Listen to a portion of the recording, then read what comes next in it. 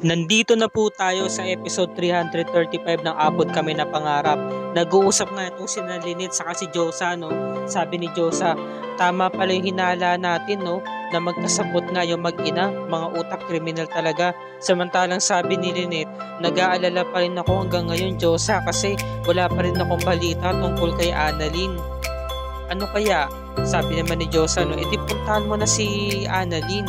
Sabi naman ni Lynette, ayoko naman kasi maging unfair kay Carlos. Nandito ako kasi inaalala ko nga yung para sa kasal namin. So ito naman si Zoe, sabi niya, wala po kayong dapat na malaman, Dad. Kasi wala naman po talaga akong alam. Kasi pinilit lang ako ni Ma'am na hindi ito sabihin sa'yo. Patawarin mo ko, Dad.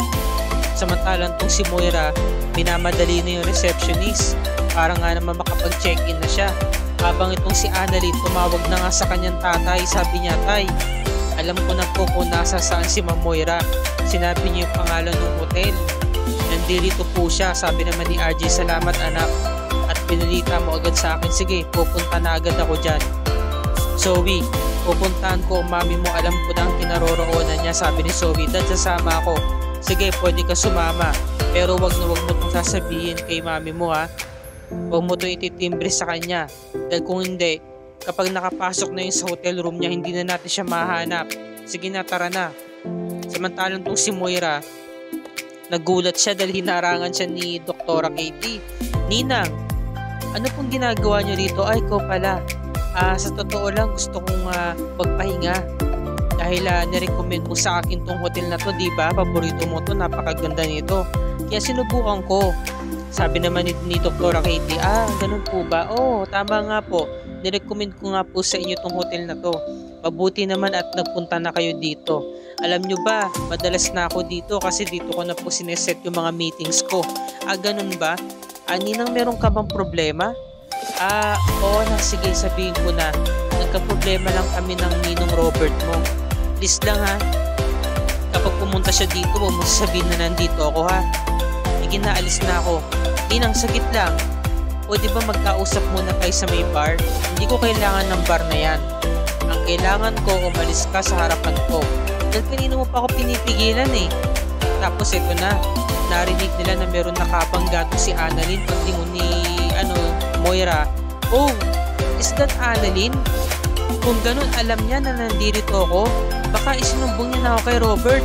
Alam ko na magkasabot kayo. Pinagkakaisahan niyo ako. Pakawalan mo ko. Kinakailangan ko nang umalis. Kinakailangan ko nang magtago kay Robert. Kumalapit na si Annalyn.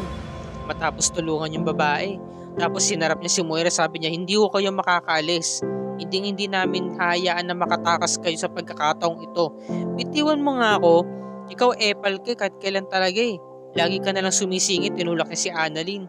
Tapos sinampal niya si Dr. Katie. Ang lakas ng pagkakasampal eh. Ikaw, tumigil ka na. Huwag mo na akong harangan pa. Kaya nakaligtas sila. Sabi niya, security, tulungan nyo kami. Tumatakas siya. Tumakbo tong si Moira. Sabi niya, tulungan nyo ako. Hinaharas ako ng dalawang yan. Ayan na. Pagbukas siya ng elevator. Buti na lang talaga. Nag-elevator si Zoe saka si RJ. Ang talino ni RJ eh. Sa lubong eh. RJ, anong ginagawa mo rito? Kinuha yung braso ni Moira, hinila. Moira, sabihin mo na ang totoo na ikaw may kinalaman kung ba't ako nalagdag sa may hagdanan. Hindi ko lang pinagsasabi mo. Tignan na lang natin kung makapagsinungaling ka pa. Talagang binuka ni RJ yung bibig ni Moira eh. Kuha-kuha yung pisngi eh, kabilaan, tapos kinaladkad siya oh.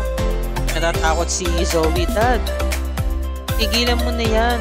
Sabi naman ni Moira, Zoe, pagtanggol mo ko, huwag mo sasaktan, Robert. Sabi naman ni Robert, Moira, sabihin mo na, umamin ka na sa kasalanan mo, na ikaw may gawa kung bakit ako nahulog sa may hagdanan. Hindi ko lang pinagsasabi mo, Robert. Hindi mo alam? Baka gusto mo pa ng pruweba. Eto, pinanood sa kanyo. Nakita na rin ni Annalyn yung pangyayari, yung nilalaman ng CCTV footage. Kitang-kita niya, tinulak ni Moira.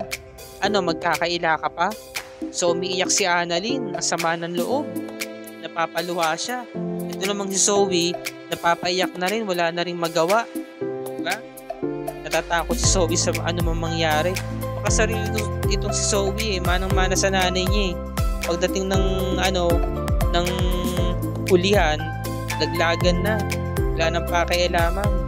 Sabi naman ni Moira, Zoe, tulungan mo ko. Iligtas mo naman ako dito. Sabi naman ni Zoe, hindi na kita tutulungan sa pagkakataong ito. Nagkamali ako dahil ikaw ang tinulungan ko.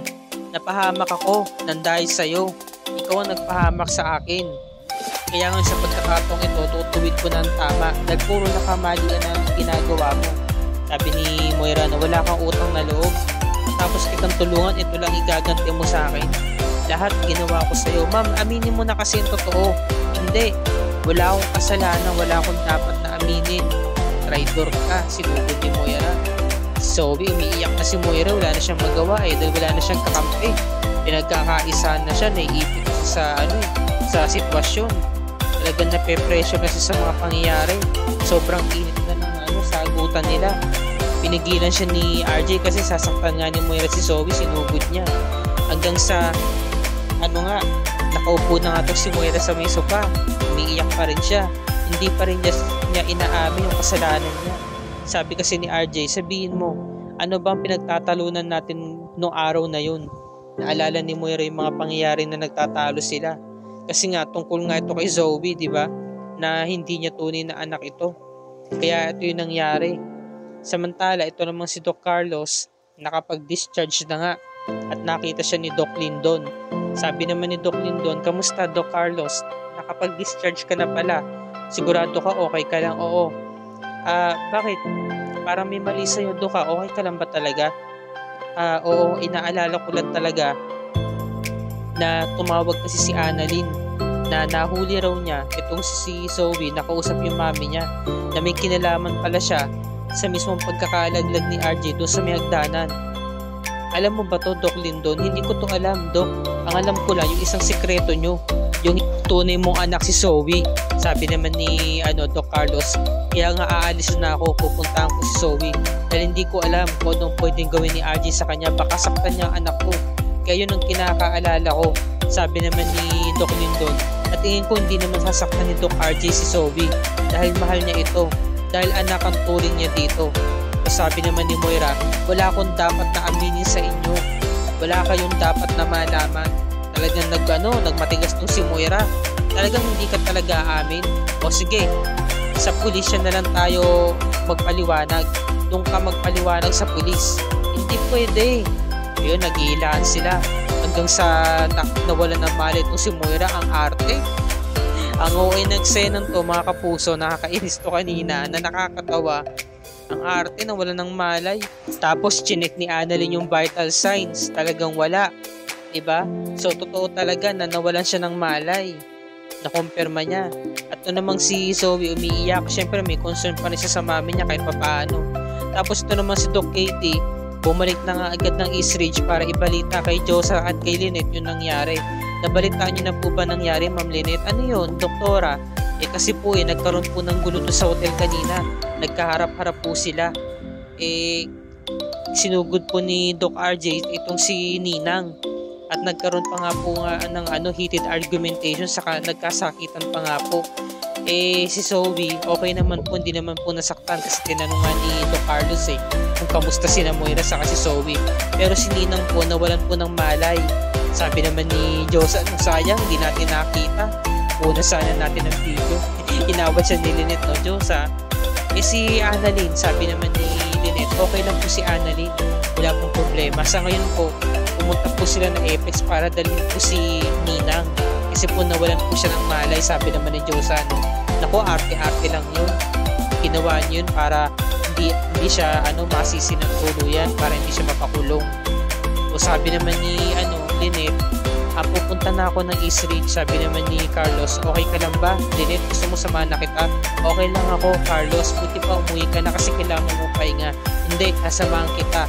Dahil hindi natin alam kung anong pwedeng gawin sa ni Moira. Baka saktan ka lang niya. Samantala si Doktora Minor, kailangan pa raw niya i-monitor si Moira kasi nawalan nga ng malay. Ngayon, sabi naman ni RJ, pare, kailangan ko talaga ng security para bantayan tong si Moira. Baka makatakas siya. Sabi naman ni Zoe, Dad, Talagang gagawin mo yun? Di ba sobra-sobra na to? Sobra-sobra, sobra pa nga yung ginawa niyang kasalanan sa akin. Kaya nararapat lang na mabantayan siya ng security guard para hindi siya makaalis, hindi siya makatakas sa mga kasalanan ginawa niya. Sabi naman ni Doktora Minor, Dok, kakunti pa lang naman po mga pasyente. Baka pwede po ipaubayan na lang natin to kina Nurse Karen saka kay Nurse Evan. Sabi naman ni Nurse Karen, tama po si Doktora Minor, Dok. Kakunti lang naman po mga pasyente kaya kayang-kaya po namin bantayan si Ma'am Moira. Sabi naman ni Nurse Evan, magsasalitan po kami ni Nurse Karen, Dok. Huwag kayong mag-alala, babantayan namin siya. Samantalang tong si Doc Joanne, meron siyang punto sa sinabi niya. Sabi niya, akalain mo no, si Ma'am Moira pala may gawa nun. Hindi natin sukat akalain na talagang magagawa niya sa asawa niya. Sabi naman ni Annalyn, kasi ayaw pa kasing umamin ni Ma'am Moira na siya mismo may kasalanan. Kitang-kita na nga sa CCTV na siya mismo tumula kay tatay, diba? So ito naman si RJ, sinasariwa niya yung mga pangyayari na lahat ng ginawa ng mag-ina, yung pagtatraidor, yung hindi pagiging tapat, naalala niya. Kaya naghihinanakit itong si RJ. Ngayon pinuntahan siya ni Annalyn, sabi niya, tay, okay ka lang? Hindi ko kayo okay kasi nanginginig yung mga kamay niyo eh. Buti pa humarap kayo sa akin at ibigay ninyo ang kamay ninyo. Sige na, Doktora Tanyag, ibigay nyo sa akin ang mga kamay ninyo. So naghawak kamay sila. Sabi ni Annalyn, inhale, exhale. Hanggang sa nakita sila ni Zoe. Nakita ni Zoe yung tunay na mag-ama, diba? So sabi naman ni RJ, maraming salamat anak at hindi mo ako sinukuan. Ang dami na nangyari. Ilang beses kitang pinagtabuyan. Nagalit ako sa iyo noon kasi naniwala ako doon sa mag-ina ko, pero nandiyan ka pa rin. Maraming salamat, hindi mo ko iniwan. Hanggang sa naiiyak nga itong si Annalyn. Sabi naman ni RJ, wala na rin akong tiwala kay Zoe. Oo, mahal ko siya dahil anak ko siya, pero hindi ko na siya kaya pang pagkatiwalaan dahil kinampihan niya ang mami niya. Hanggang sa nagkayakapan na nga yung dalawa, diba? At dito na po nagtatapos ang review ni Rika para sa araw na to, mga kapuso. Bukas, pakatutukan natin ang episode 336 dahil itong si Moira ay bigla na lamang tumakas. Tatakasan niya yung kanyang kasalanan ginawa, no? Para nga naman hindi siya tuluyang makulong. At ngayon, pinaghahanap talaga siya ng hospital dahil nga hindi nga nagawang bantayan na maigi ni Nurse Karen sa kanila ni Nurse Evan ito si Moira dahil lumaban ito. Kinuha yung kunting ni Nurse Karen at talagang aambahan ng saksak ito si Nurse Evan. Ayun nga lang, akala ni Moira tuloy na siyang makakawala dahil biglang dumating yung mag-best friend na sina Josa sa si Lynette at talagang nahuli siya yung kanyang pinagtataguan. Kaya huli ka ngayon, Balbon. Surprise, Moira, saan ka pupunta? Yan ang pakatutukan natin, mga kapuso. Kung talagang makukulong na nga ba ng tuluyan itong si Moira o makakaligtas pa siya sa krimen na kanyang ginawa. Yan ang pakatutukan natin bukas. At dito na po nagtatapos ang recap and review para sa araw na to. Kung bago ka pa lamang sa aking channel, kapuso, please like this video at i-share mo ito sa iyong social media platforms. I-hit mo na rin ang subscribe button at notification bell icon para lagi ka updated sa mga episodes ng Abot Kami na Pangarap and other GMA shows tulad nito.